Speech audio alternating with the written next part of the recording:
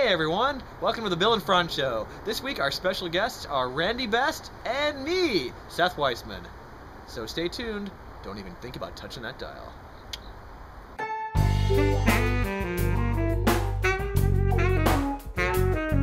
It's the Bill and Frantz Show. Here's Bill and Frantz. Welcome to the Bill and Frantz Show. I'm Bill. I'm Frantz. What's up, y'all? How y'all doing in TV land? We're gonna get to this. Bill, what's going on with you? Mosquitoes! Today is the first day of fall. Isn't that exciting? Yeah, we're filming outside, as you can tell. The smacking and stuff going on. But the mosquitoes are slowing down. They're a little bit slower than they used to be, so that's good. Yeah. It's slow, it's cold.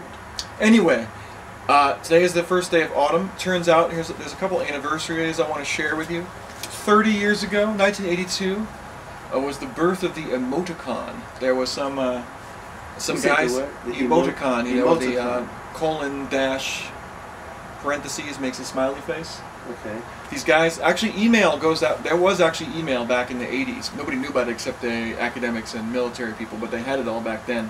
And they were discussing, oh, what are we going to do, for a smiley face? And they were talking about crosshatch, because, it looks like teeth and all that stuff. And some guy was like, check this out. Turn it sideways. And thus it was born. So that's the emoticon. 30 years old. 50 years ago, in 1962, this week in history, Charles de Gaulle went to Germany, and that was just a couple decades after World War II. The French and Germans decided, what, we're gonna, not only are we at peace, but we are gonna be real eyes and make this Europe thing happen. 50 years ago. 1962, and it was just on the eve of the world coming to an end and the Cuban Missile Crisis, which happened in October. We'll talk about that later. Oh man, on the eve of the world coming to the end. Almost to the end. Well, the world's going to be coming to the end on December 21st this year too. So, hey, there we go. And that's the solstice. We're on the equinox right now. See how we brought that around? All right, so Frantz was occupied today, but I've actually conducted a couple of interviews, and let's meet our first contestant. See you soon. Aroidy coconut milk does not sponsor the Bill and Frantz Show. Okay, welcome. We have a special guest here. This is Randall Best, or Randy Best. He's a native of St. Louis, but he presently lives in North Carolina. Welcome. Thanks, Bill. Good to be here. So what do you do in North Carolina? I do two things in North Carolina. I am the administrative manager of the physics department at Duke, so I get to try to engage in care and feeding of scientists. And when I'm not doing that, my other job is I'm an ethical humanist leader with the Ethical Humanist Society of the Triangle, which is in Chapel Hill, North Carolina. And that's part of the ethical culture movement? Indeed, if movement is the appropriate word. Would you care to tell us more about that? Well, ethical culture started in 1876 as a congregational movement that would take the good elements from religion but leave the God part behind. And it's been hanging on tenaciously ever since. In the early days of ethical culture, they were very involved in some progressive social reform activities in the New York City area where ethical culture was founded. And social action has always been part of the practice of ethical culture, as it is with most other religious movements, that they also go out and do good in the community. So that's not unique. But ethical culture not having the supernatural component makes it interesting, that it's trying to have a congregational community without that supernatural belief system. So you said it's the congregational model. That means it acts as a religion?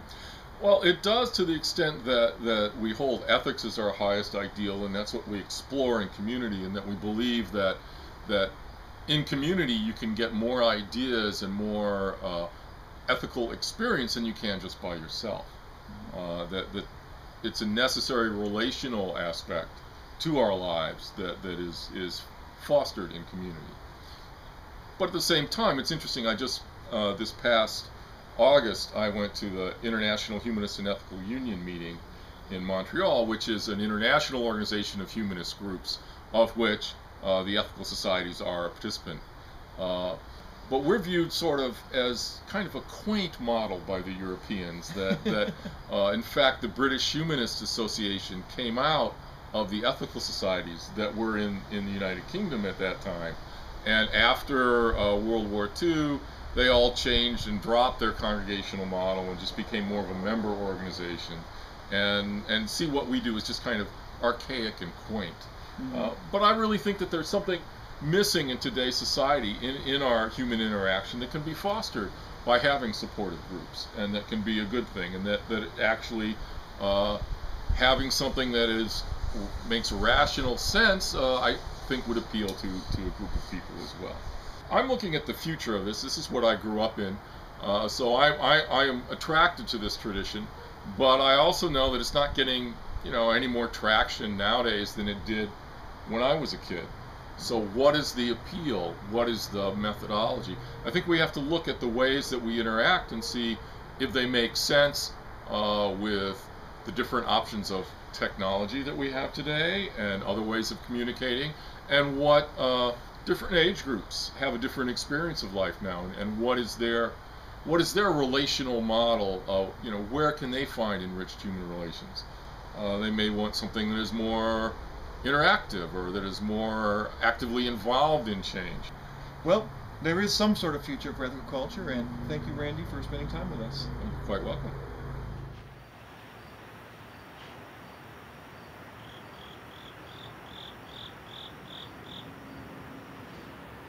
You know what? Shame on you. I have to address this. Frantz, from the Bill and Frantz Show, I have to address this. Okay,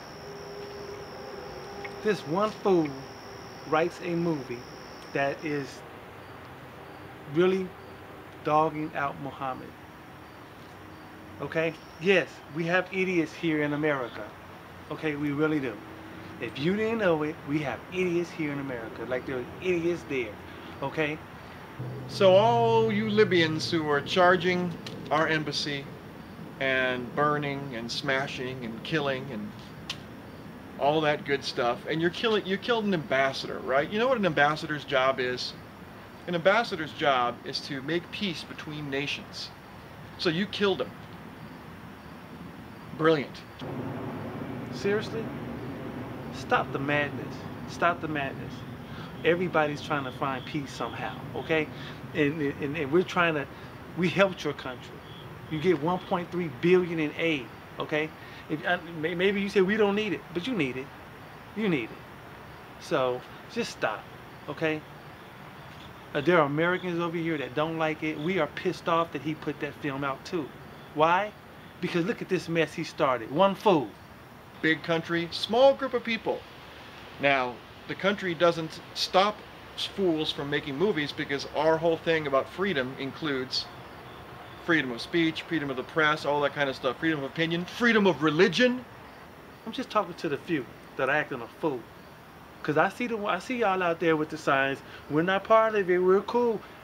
Yes, you are, and you stay cool. I just want you to know, we're angry with you. But we're not going to go out and harm people. And we're definitely not going to go after somebody because they might talk about Jesus. That's not the thing Jesus would want us to do. You don't kill people. That's the rule. So, our country has a few small people who are actually maybe think it's funny to offend you. Most of us don't think it's funny to offend you. And we have a small group of fools in a sea of kind people who are thoughtful. Libya also has a small group of fools in a sea of kinder, nicer, gentler people. I'm assuming that the people who burned down the embassies are the fools. Is that you? Well, stop doing that.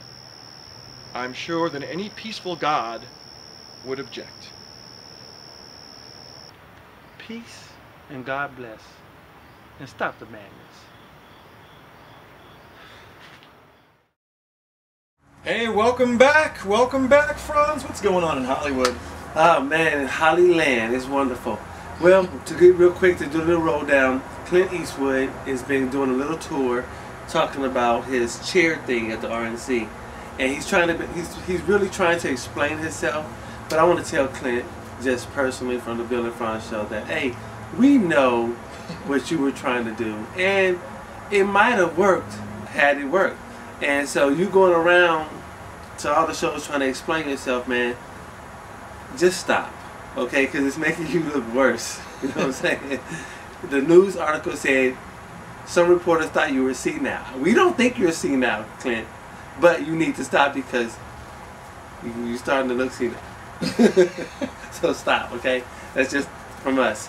And then on a real quick thing, Kanye West put some pictures of his girlfriend, Kim Kardashian. And I looked at them, and to be honest, they don't look any different from the ones we've been seeing everywhere. So I don't know what the big deal was. Maybe it was a Twitter release or something, but it was the same thing we've been seeing forever. So Kanye, thank you for nothing new. So with that, We'll be back. yeah. Bush's Baked Beans are not a sponsor of the Bill and Frantz Show, nor do they endorse any of its content. Okay, here we are with Seth Weissman, special correspondent to the Bill and Frantz Show. Today he's the NHL hockey correspondent. That's correct. What's going on? The National Hockey League owners, who are being fronted by the commissioner of the league, have locked the players out. They're in a labor dispute. Their collective bargaining agreement has expired. And so for the foreseeable future, we have no hockey season. And this happened just a few years ago. This happened just a few years ago. It was 8 years ago, which, you know, sounds like a long stretch of time, but really in the world of sports it's not, considering that hockey fans and the world was told that they had fixed their financial problems. The thing about it, Bill and Frantz, is that the National Hockey League lost an entire season in 2004-2005. No games were played, no championship was awarded, the first time that's ever happened with any professional sports league in North America. But we were told that was done to fix the game. A salary cap was imposed, similar to the way they are in NBA and the NFL. And yet here we are 8 years later, and the owners are complaining that the sky is falling, economically speaking, once again, and we need to save them from themselves because they can't stop spending their own money. Right, and actually aren't they pretty profitable? They are profitable. That's one of the interesting things, is that since that lockout and the lost season, surprisingly in some ways, the league has consistently grown in revenue. It's up overall, I think, about 30% in revenue from what it was. Sounds pretty good to me. And so both the players and the owners are making quite a bit more money. The commissioner himself, I saw a statistic the other day, is making something like $8 million compared to the $3 million he made a few years ago. And everyone's making money, so you'd think there would be a way to calmly come together, have a conversation, and equitably divide the pie. But that's not where we are right now. The owners are demanding, in my opinion, unreasonable concessions because, well, yes, I love hockey, clearly, and I think it's an amazing, dynamic sport where these athletes do amazing things at crazy high speeds on the ice with dexterity and skill and so on. But nobody pays to come and see the owners, and that's kind of where we are right now. But the owners, would it be fair to assess it as perhaps greed? I think so. You know, in the last negotiation, the players received 57% of the revenues of the league. Now they're willing to bring that down, and my sense is that eventually they'll settle on something very close to 50-50 to come to an agreement. Of course, some people separately, quick aside, argue that the owners have streams of revenue that aren't even included in that original amount, so that to say that the players are getting 57% of the revenue isn't accurate.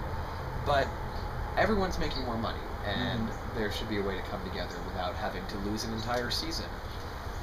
I guess the other point I want to make is that the owners and the commissioner are kind of counting on the fact that the fans will continue to come back, that they can mistreat the fans, take away their hockey, and that no matter what, they'll come back. And I'm not so sure how many times they can go to that well and keep having fan support, keep taking away the season. So right.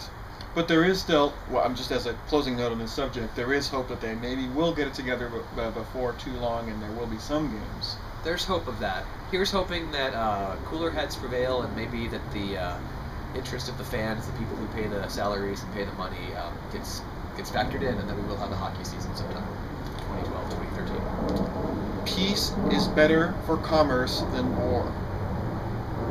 Peace and slap shots, baby. All right, now everyone's been talking about Mitt Romney's special. Oh my God, he actually was honest for a second and because he didn't know anyone was watching. Comment about 47%, which turns out to be the 46%. Well, anyway, he had disdain for those who don't pay income tax, despite the fact that they pay many other taxes. What's your angle on that, Seth? Oh, Bill, glad you asked. As the Bill and Frantz show is a family show, I really am not at liberty to fully divulge my opinions on this matter. However, it's truly mind-boggling. It's truly mind-boggling. I think before we even get into the content, I think it's fascinating that in that clip you actually heard Mitt Romney speak with a level of conviction, and in his words, you actually could sense that he believed what he was saying, which is quite different than all the other. Yes, very much so. Than all the other mediocre sound clips. Right. So it's just staggering because he's factually wrong on so many levels, and to think that he actually believes this, much less is, it's one thing. I feel like often he panders to their base. And so he was pandering to his base then, which was all rich guys. Right.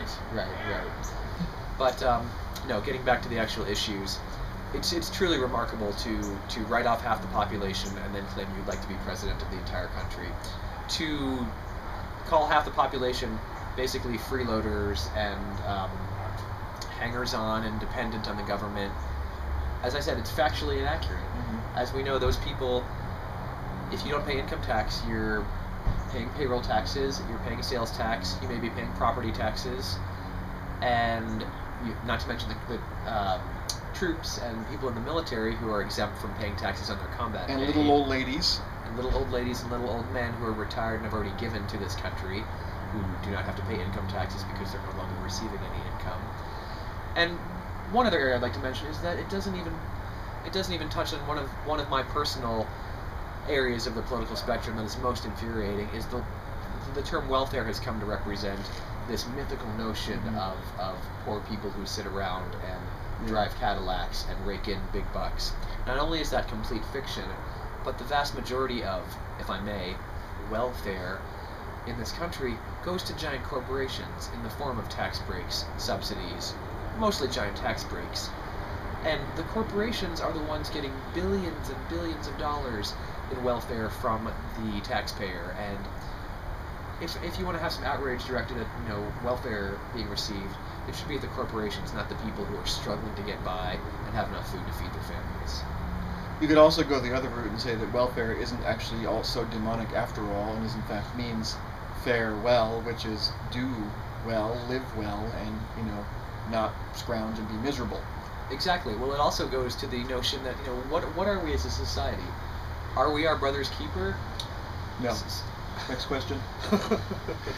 Apparently not. In practicality, there are many who I understand that's an important tenet of their religious belief system, and yet we don't seem to be practicing that. We do not seem to be practicing that. My hope is that really sticks, that when we're in the debates in the next couple of weeks, that the country is constantly reminded of the fact that we actually know now what this fellow really believes, and I hope that has some staying power. And that's where I stand on that issue. All right, well, thank you, Seth. Always a pleasure to be on the show. We'll see you later. Thanks for tuning in. Welcome back again. Hey. So, what do you think about Romney? Man, Romney's just foolish. I mean, what else can you say about it, man? Really. He's just foolish. You can say a lot. You'll get it together. I mean, Romney's going to get it together. We're going to give you another 8 years to try this if you want to try again. But I don't think it's going to work this time. You're kind of foolish, man. You need to just wake up or something. Drink some coffee. All right. And on that note, that's our show. Thanks for tuning in. Thank you.